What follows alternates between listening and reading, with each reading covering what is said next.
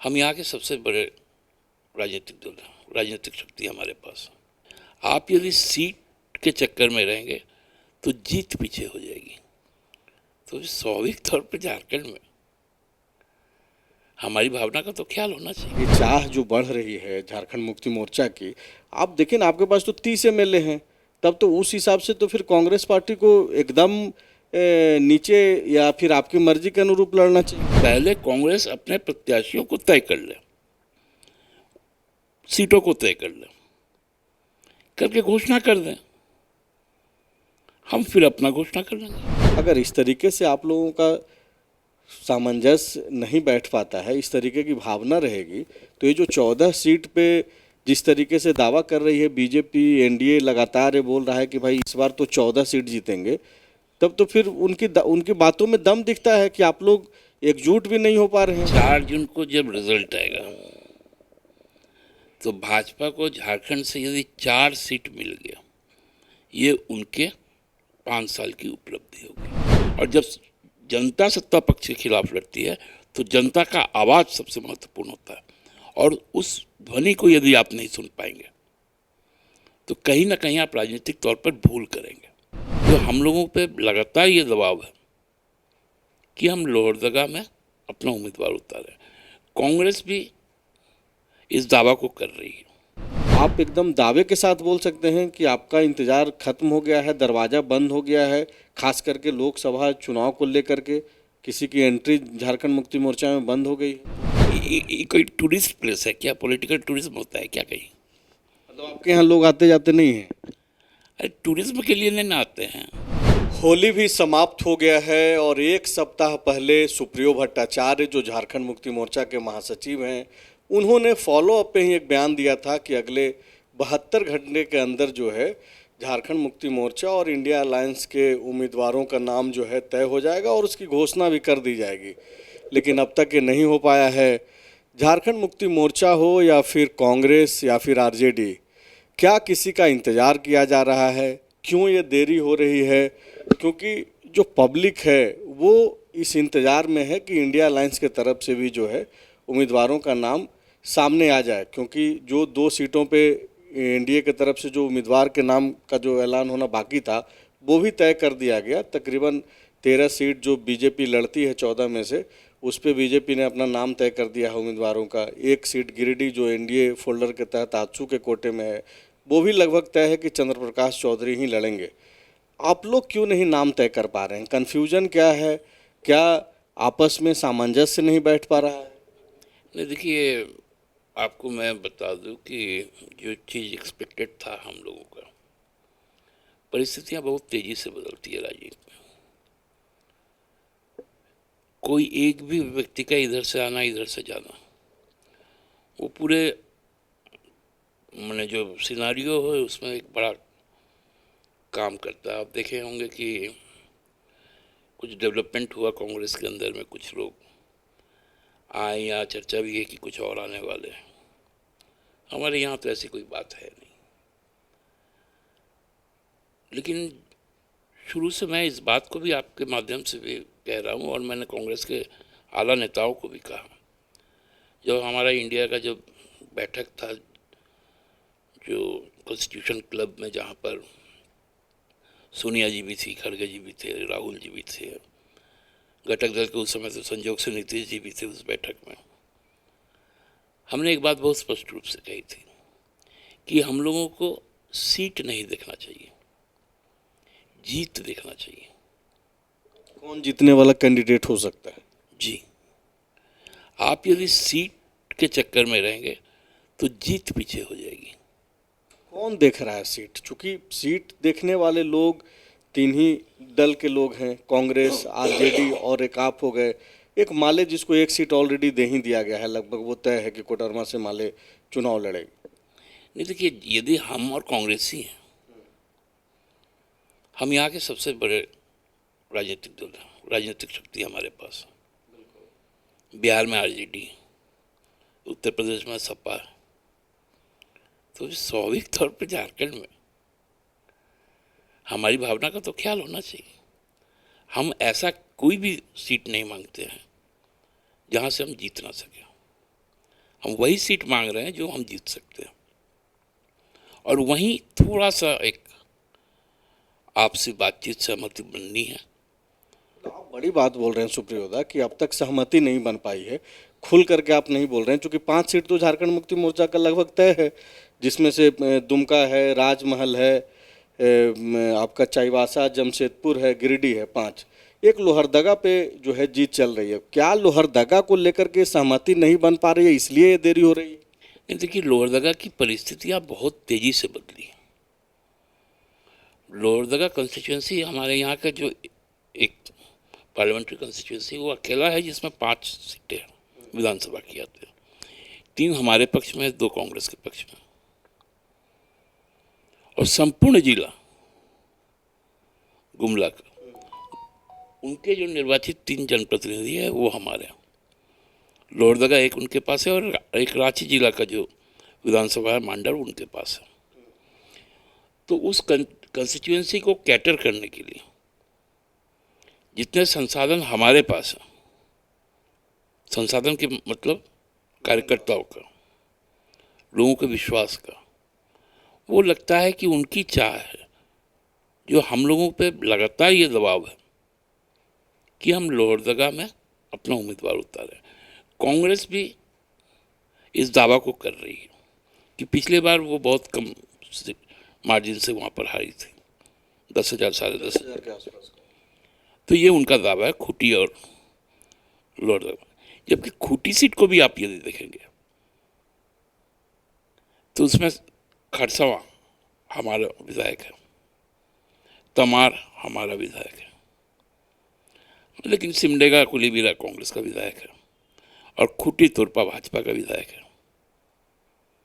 लेकिन अगर इस तरीके से ये चाह जो बढ़ रही है झारखंड मुक्ति मोर्चा की, आप देखिए ना, आपके पास तो 30 एमएलए हैं, तब तो उस हिसाब से तो फिर कांग्रेस पार्टी को एकदम नीचे या फिर आपकी मर्जी के अनुरूप लड़ना चाहिए। देखिए, हमारी वो मानसिकता यदि होती तो राजद हमें बिहार में सीट नहीं दी, लेकिन हमने अपने वादे को पूरा करने के लिए एक उम्मीदवार उनका जीता विधानसभा में, हमने उनको मंत्री बना दिया।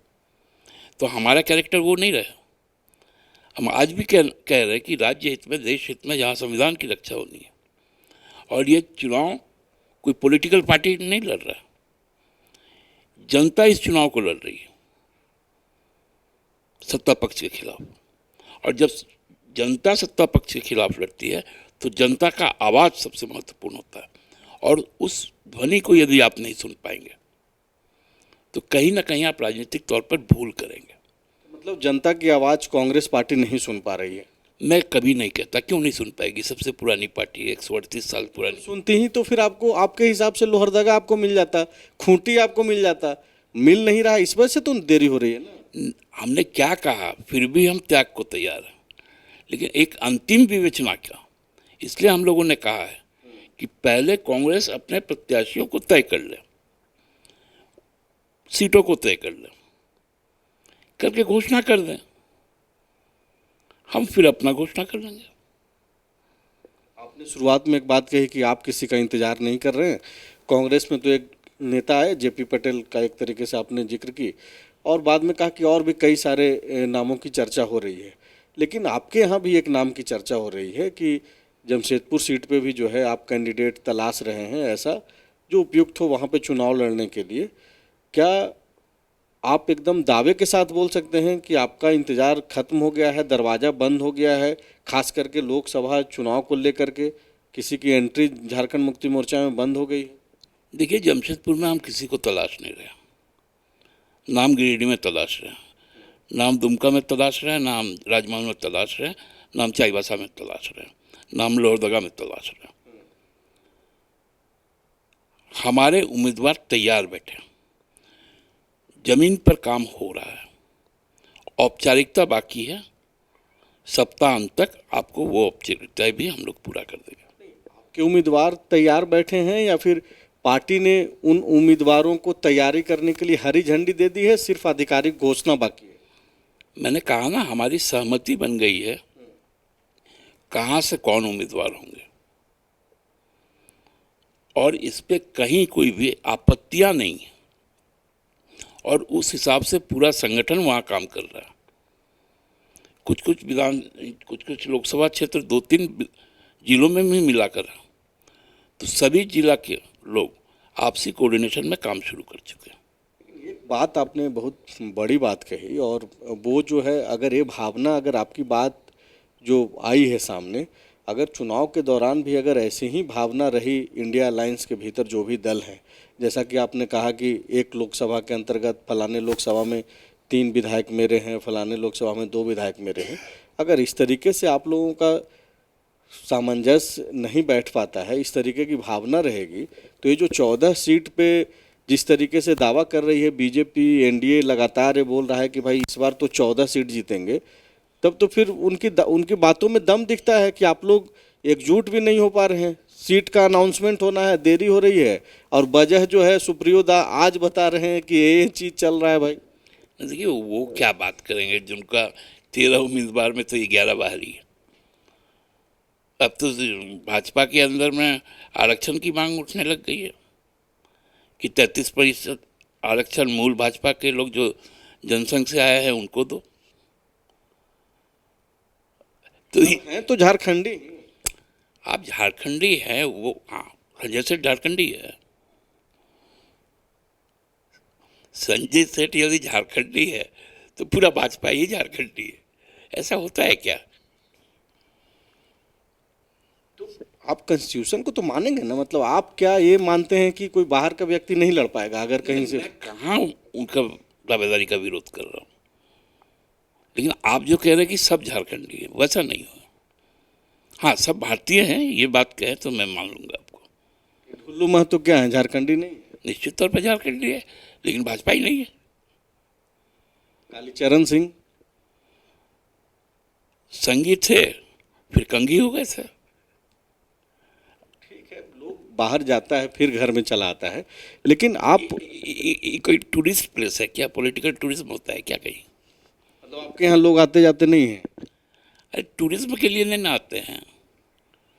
मैंने आपके यहाँ जो आया वो जल जंगल जमीन के लिए आया, और बाकी जगह पे टूरिस्ट। हमारे यहाँ से जो निकला है वही वापस आया है, बाहर से वापस नहीं आया, बाहर से अंदर नहीं आया। जो निकला वही वापस आया, क्योंकि वो सुबह का बुला शाम को घर आ गया।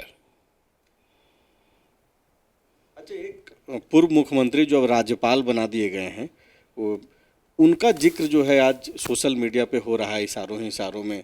ढुल्लू महतो को जिस तरीके से बनाया गया उम्मीदवार बीजेपी पार्टी के लिए धनबाद से, सरयू राय ने इशारों इशारों में जो है एक ट्वीट किया और कहा कि भाई बगल के पड़ोसी राज्य के राजभवन से जो है चीज़ें तय हो रही है। तो क्या सुप्रियो दा को भी लगता है कि वो पूर्व मुख्यमंत्री जो अब राज्यपाल की हैसियत में हैं बगल के राज्य में, क्या अब भी वो इतने प्रभावकारी हैं? देखिए, सरयू राय जी उनके साथ काम किए हुए, उनका अनुभव ज़्यादा है, लेकिन 2 नाम भाजपा के लोगों ने मुझे बताया कि ऐसे तय हुए हैं कि उसके बाद बाबूलाल जी को हैदराबाद जाना पड़ा, पेट इतना खराब हो गया। बाबूलाल जी का मतलब आप लोग ये बोल रहे हैं, हालांकि ये तो सरयू राय भी बोल रहे हैं, मतलब बाबूलाल मरांडी का नहीं चल रहा है टिकट बंटवारा। हम कौन होते हैं बाबूलाल जी पे टिप्पणी करने के लिए? हमने कहा, जो भाजपा के मेरे मित्रों ने कहा मुझे कि हजारीबाग और धनबाद में कैंडिडेट तय करने के बाद बहुत चीज़ें वो हजम नहीं कर पा रहे बोल के हैदराबाद के जो मुझे सूचना मिली। अब आप समझ लीजिए। अच्छा, आज फिर से आप बता दीजिए, आप सप्ताह भर पहले तो बोले थे कि 36 घंटे में नाम अनाउंस हो जाएगा, फिर से आप कोई डेट दे दीजिए। जो डेट लेना आप ले लीजिए। मैं क्यों लूँ? हमारे वहाँ यहाँ पर 13 मई से चुनाव होना है और अप्रैल के अंत से नामांकन प्रक्रिया शुरू होनी है, मार्च बीता नहीं। काहे हमारा कैंडिडेट लोग का मीटर डाउन आप करवाना चाहते हैं? एक बार कैंडिडेचर अनाउंस हो जाने के बाद में वो गाड़ी फिर रुकती नहीं है। उसका आप चाहते हैं कि सीटों पे जो है दावेदारी बनी रहे, लोग उत्साह में रहें। उत्साह में रहे, मीटर डाउन ना हो, क्योंकि बड़ा तेजी से चुनाव के समय में मीटर घूमता है। दादा क्या लगता है एनडीए के दावों में कितना दम है? क्योंकि देखिए एक तो चीज़ स्पष्ट है कि बीते चुनाव में एनडीए ने यहाँ पे 14 में से 12 सीटें जो है अपने खाते में की, जीत दर्ज की। तो वो उनके दावों में दम तो दिखता है, वो आधार दिखता है, ऐसा नहीं है कि कोई खोखली बात वो लोग कर रहे हैं। अलायंस का आप लोगों का क्या इस बार का स्ट्रेटजी है? देखिए 4 जून को जब रिजल्ट आएगा तो भाजपा को झारखंड से यदि 4 सीट मिल गया, ये उनके 5 साल की उपलब्धि होगी, इतना ही मैं कहूँगा। तो बड़ी बात बोल रहे हैं सुप्रियो भट्टाचार्य, दावा कर रहे हैं कि 4 जून को झारखंड से 4 सीटें भी जो है भाजपा को, एनडीए को नहीं मिलने जा रही है। शुक्रिया।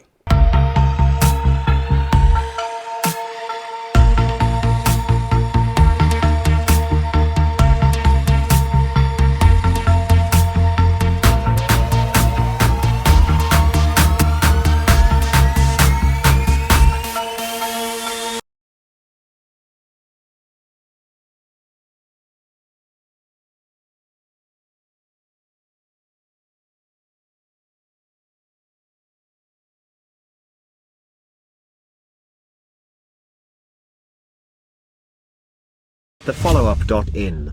Like, share, and subscribe. www.thefollowup.in